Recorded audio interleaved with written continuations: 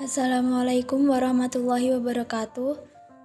Saya Sandi Claudia Putri Alisa, kelas TEFIS 2A, ingin mempresentasikan teknologi pembelajaran chapter 7 dengan tema proses dengan subbab 1 yang berjudul Teknologi merancang, mengembangkan, dan menerapkan sumber daya yang efektif untuk belajar.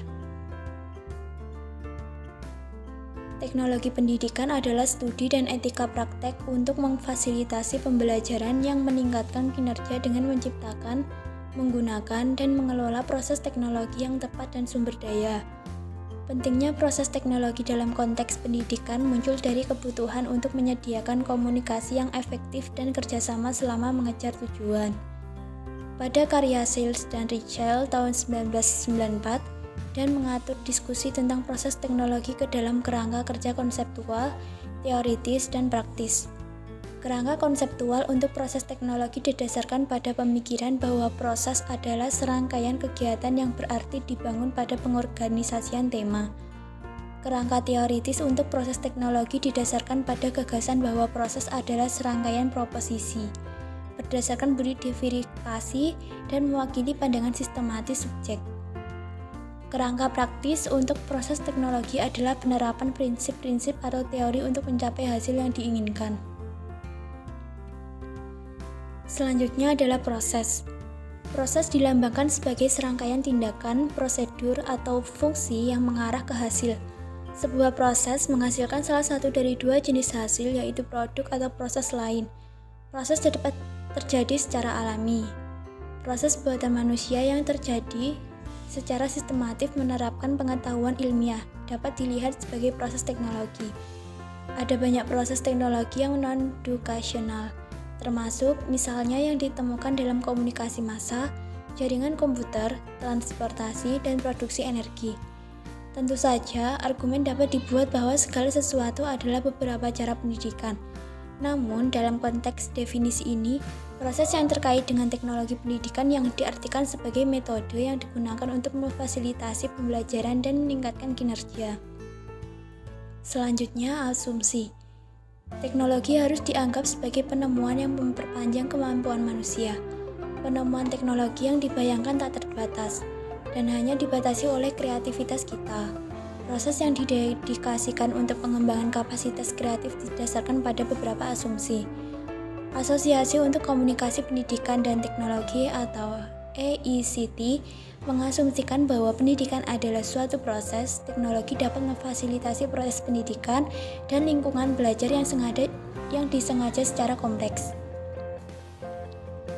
Berikut ini penjelasan dari asumsi ini memberikan orientasi filosofis, studi, dan praktek proses teknologi yang didedikasikan untuk pendidikan. Asumsi 1. Pendidikan adalah sebuah proses. Tujuan pendidikan merupakan hasil pembelajaran yang diinginkan. Dengan demikian, pendidikan secara umum dapat dianggap sebagai suatu proses. Selanjutnya adalah asumsi 2. Teknologi dapat memfasilitasi proses pendidikan. Masyarakat umumnya menganggap teknologi baik sebagai alat untuk mencapai tujuan. Proses pendidikan fokus pada aplikasi sistematis dari teori belajar untuk mencapai tujuan pendidikan. Mispersepsi tentang teknologi sering muncul dari keyakinan bahwa teknologi adalah akhir. Teknologi bukanlah obat mujarab untuk semua penyakit pendidikan, dan bukan sarana untuk menggantikan orang. Proses teknologi adalah sarana khusus berdasarkan pemikiran ilmiah untuk mengkomunikasikan ide-ide dan mengambil tindakan untuk memfasilitasi pengajaran dan pembelajaran. Dengan demikian, teknologi memfasilitasi proses pendidikan. Selanjutnya ada asumsi 3. Lingkungan belajar disengaja yang kompleks.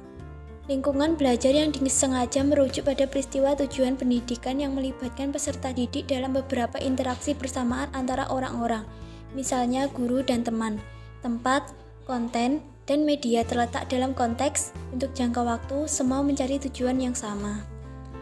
Kompleksitas adalah fenomena yang dihasilkan dari peningkatan jumlah informasi, energi, hierarki, variabilitas, hubungan, dan komponen yang pada gilirannya meningkatkan kemungkinan hasil dan mengurangi kepastian dan prediktabilitas untuk acara tertentu. Lingkungan belajar yang disengaja menghasilkan pengetahuan dan keterampilan. Kompleksitas juga muncul dari interaksi unit individu seperti interaksi siswa dan guru, konten, dan konteks selama acara pendidikan. Levy tahun 1992 mendefinisikan sistem yang kompleks sebagai salah satu bagian komponen yang berinteraksi dengan kerumitan yang cukup bahwa mereka tidak dapat diprediksi dengan persamaan linear standar. Oleh karena itu, proses yang terkait dengan lingkungan belajar yang disengaja harus mampu memfasilitasi, mengelola, dan mengarahkan berbagai jumlah informasi, variabilitas dalam hubungan, beberapa solusi, prediktabilitas, ketidakpastian, dan kepastian. Kerangka konseptual, teoritis, dan praktis. Setelah ini, kita akan mengeksplorasi secara rinci bagaimana proses dapat dianggap sebagai konsep, teori-teori, dan praktek, dan bagaimana masing-masing gagasan yang berkaitan dengan teknologi pendidikan.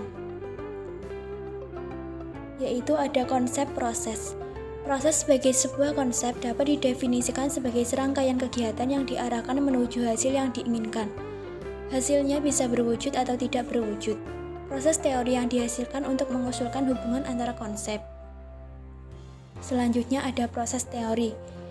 Teori adalah model logis konsisten diri atau kerangka kerja untuk menggambarkan perilaku dari fenomena alam atau sosial tertentu, sehingga baik yang berasal dari atau didukung oleh bukti eksperimental. Proses teori dalam kesepakatan pendidikan dengan kegiatan yang memfasilitasi interpretasi, akuisisi, konstruksi, dan penerapan pengetahuan dan keterampilan.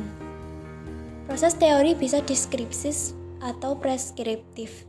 Teori deskriptif yang pasif, menjelaskan fenomena, menggambarkan hubungan, dan menjelaskan pernyataan bersyarat.